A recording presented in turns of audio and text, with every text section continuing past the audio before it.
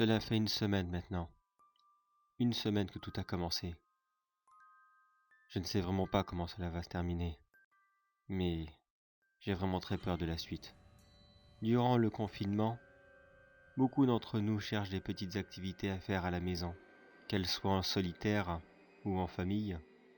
Tous les moyens sont bons pour s'occuper durant ces longues journées à ne rien faire. Pour ma part, j'avais décidé de me mettre au sport. J'avais justement du matériel de sport que je n'utilisais pas dans mon garage. J'ai commencé simplement à faire des petits tutos, ou deux trois vidéos par-ci par-là que je trouvais sur les réseaux sociaux. Puis je suis tombé sur une annonce. Comment tuer le temps et vous sculpter un corps de rêve en 7 jours. Cela me semblait très intéressant, sûrement une grosse arnaque, mais enfin, pourquoi ne pas essayer? Après tout, je ne suis pas débile non plus. Si au moindre moment il me demande de sortir la carte bleue, je n'ai qu'à rester là. La vidéo annonce avait été diffusée par un homme dont le nom était quasiment imprononçable, mais on dirait qu'elle était écrite plutôt de façon à ne pas pouvoir être lue. Cet homme annonçait un résultat rapide et garanti, mais de son côté il ne demandait qu'une seule chose, avoir des élèves motivés, très sportifs, et qui disposaient déjà d'un minimum de matériel. Je l'avoue, je n'étais pas sportif, mais j'étais là pour m'y mettre, et puis après tout, qu'est-ce que je risquais à me lancer comme ça? Par chance pour moi, le simple matériel qu'il demandait, je le possédais déjà. Donc je me suis inscrit. Nous avons été plusieurs à nous inscrire, mais seulement 7 ont été retenus. Sur le coup, j'avais trouvé ça un peu comique. 7 jours. Comme quoi, il avait bien choisi. Mais je l'avoue qu'il y avait quelque chose qui me dérangeait sur ces conversations. Elles ne se passaient pas sur les réseaux sociaux modernes, comme Instagram, Discord, ou ne sais-je encore. Non, elles se passaient sur Skype. Mais moi qui étais un vieux de la vieille de toute façon, ça m'arrangeait beaucoup. La première journée a été des plus simples. Prendre une grande barre en bois et faire plusieurs séances d'étirement avec. Au début, nous commencions doucement. Nous nous étirions les bras. Le coach n'arrêtait pas de dire que cela était très important, que sans étirement, toute la séance de sport pouvait être foutue, ou voire pire encore, que nous pouvions nous fouler un muscle. Chaque séance durait 1 heure au total, et celle-ci n'a été que sur les étirements. Je dois vous l'avouer qu'au bout de 30 minutes, j'étais un petit peu lassé. Mais bon, j'ai continué l'exercice. Mais l'un des élèves en avait eu marre, et a commencé à faire un peu le con avec la barre. Bien sûr, le prof le voyait. À plusieurs reprises, il lui a dit de rester concentré, que son cours était sérieux. Mais il n'en a fait qu'à sa tête. Il a ainsi fait le pitre comme ça pendant 10 minutes, et ce qui devait arriver arriva. Il se foula le poignet. Un mauvais mouvement, il échappa à un léger cri de douleur, qui fit bien ricaner les autres. Pour ma part, je me suis juste dit, bien fait pour lui, il n'avait qu'à pas faire le con. Il a juste dit qu'il ne tolérait pas ce genre de comportement, et que ce n'était pas la peine pour lui de revenir demain. Et c'est ce qui s'est exactement passé. Le lendemain, il n'était pas là. Nous avons donc continué le cours à 6. J'ai quand même trouvé ça bizarre. Je me suis dit, pourquoi 6? Pourquoi n'a-t-il pas recruté quelqu'un? Mais je n'y ai pas trop porté attention. Le cours commençait, et je ne voulais pas être en retard. Je ne voulais pas en être exclu. Le but du jeu aujourd'hui était la course. Le prof n'arrêtait pas de dire qu'une course peut durer bien plus qu'1 heure. Donc, nous allons augmenter la difficulté.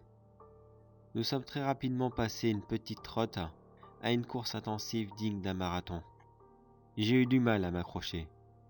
Nous avons d'ailleurs tous eu du mal. Pour ne pas lâcher, je restais focalisé sur ma respiration, je buvais beaucoup, et je regardais aussi les autres. Mais à 15 minutes de la fin, l'un d'entre nous abandonna. Son tapis ne lui avait pas laissé trop le choix. Il a voulu marquer une pause, et s'est littéralement écroulé par terre. Le tapis ne l'attendait pas. Sur le coup, nous aussi nous avons bien ri.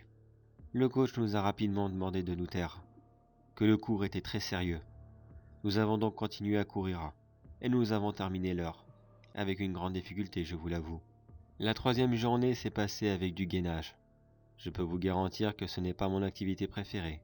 Je redoutais de faire ça. Je ne me voyais pas du tout tenir 1 heure. Mais le coach était clément cette fois-ci. Il voulait bien que nous prenions des pauses de 5 minutes toutes les 15 minutes. L'un d'entre nous a craqué. Nous ne l'avons pas revu le lendemain. Nous avons eu le droit à une séance de course à vélo le jeudi.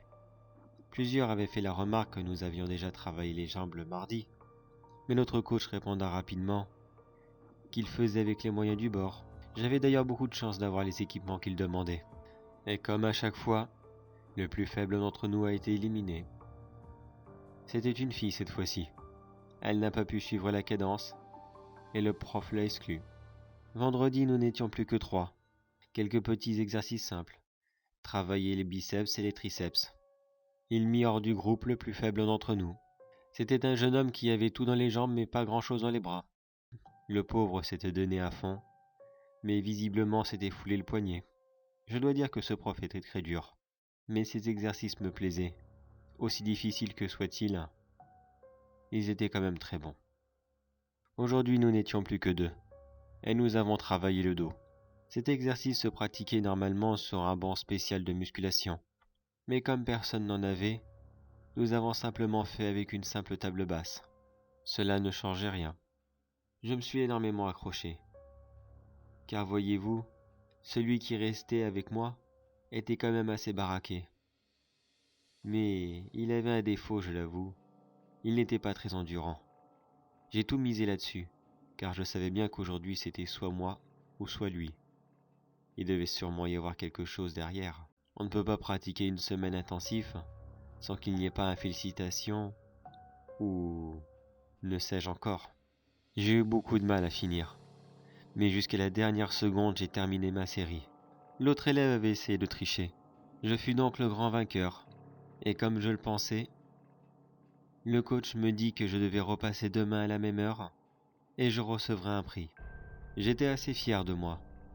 À la base, j'y allais juste pour me passer le temps, mais j'étais tellement excité chaque jour qui passait. Je voulais voir si oui je pouvais aller jusqu'au bout. Je pense que j'étais surtout motivé par la compétition, et non pas par le sport lui-même. Je me suis connecté le lendemain. J'avais tout mon matériel de sport avec moi. Je ne savais vraiment pas à quoi m'attendre. Mais je voulais être le plus possible équipé. Peut-être une nouvelle équipe? Mon coach se connecta et lança la conversation vidéo. Il me félicita d'avoir réussi cette dure semaine. Et en récompense, il ouvra toutes les fenêtres vidéo de tous les autres participants. J'ai failli m'évanouir quand je regardais les vidéos. Tous les participants étaient là, mais aucun d'entre eux n'était en état de faire quoi que ce soit. Ils étaient morts de la façon qu'ils avaient été éliminés. Le premier qui avait fait l'idiot avec la barre en bois avait été empalé avec. Celui qui avait été éliminé pour le gainage était ligoté dans cette position. Il ne pouvait visiblement appeler personne et était mort de faim ou de soif avec cette même position. Celui du tapis de course avait la gorge tranchée et ses avant-bras étaient attachés à ses appuis. Il n'y avait que ses jambes qui continuaient à défiler bêtement sur un tapis qui se déroulait sans fin. L'idiot qui s'était foulé le poignet avec ses haltères avait été probablement battu à mort. Du moins c'est ce que son visage laissait à penser. Ses yeux étaient gonflés, son nez était cassé et sa bouche était percée. Plusieurs dents lui manquaient et il gisait dans une énorme mare de sang. Celui qui avait abandonné pour le vélo d'appartement était probablement encore en vie. Je ne sais pas. Je pense qu'il était mort. Il n'arrêtait pas de bouger. Cela était difficile à dire. Le vélo avançait tout seul. Ce modèle était peut-être muni d'un mode assistance. Le pauvre était attaché dessus, et il en est probablement mort d'épuisement. Le dernier, lui, était allongé sur sa table basse. Sa tête touchait le sol, et son dos était voûté dans une position qui était tout sauf naturelle. Je me suis retenu de vomir. Je les ai regardés encore une fois, puis j'ai levé les yeux sur le coach, qui était là à me regarder, avec un regard fasciné. Puis il me dit que si j'étais intéressé, je pouvais revenir la semaine prochaine. De nouveaux participants venaient de demain pour tenter aussi leur chance. Il me fit comprendre que ma participation n'était pas obligatoire, mais que pour ma santé, il était fort recommandé que j'y sois et que je recommence la semaine avec lui. Nous sommes lundi matin. Le cours va bientôt commencer. J'ai passé toute la journée d'hier à réfléchir. Est-ce que je participe au cours? Est-ce que je reste chez moi barricadé, en espérant qu'il ne me trouve pas? Aucune chance. S'il a trouvé les autres, alors moi aussi, je vais y passer.